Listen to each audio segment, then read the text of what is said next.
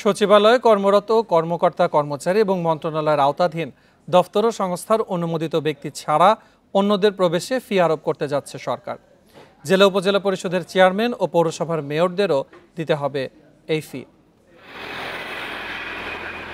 প্রশাসনের প্রাণকেন্দ্র সচিবালয় রাষ্ট্রের অন্যতম সংরক্ষিত এলাকা।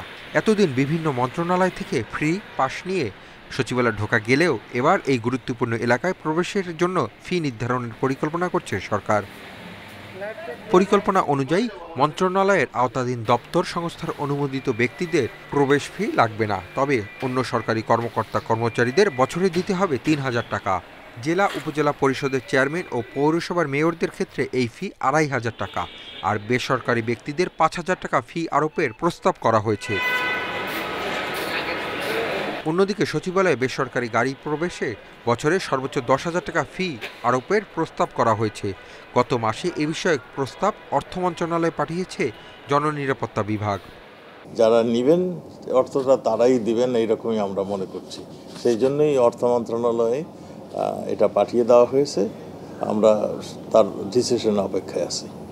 মন্ত্রী জানান, সচিবালয়ে প্রবেশের বিষয়টি আরও আধুনিক করা ও নিরাপত্তা ব্যবস্থা আরও জোরদারের জন্যই এই উদ্যোগ।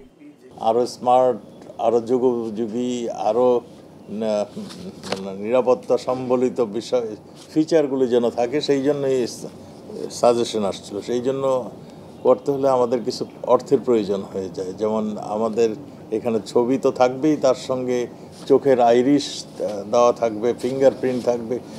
সচিবালয়ে প্রবেশে কার্ডের মেয়াদ হবে ১ বছর, ফি নির্ধারণ হবে ১ বছরের জন্য। হারিয়ে গেলে নতুন করে কার্ড নিতেও লাগবে fee. Hasib Mahmud Shah, independent news, Dhaka.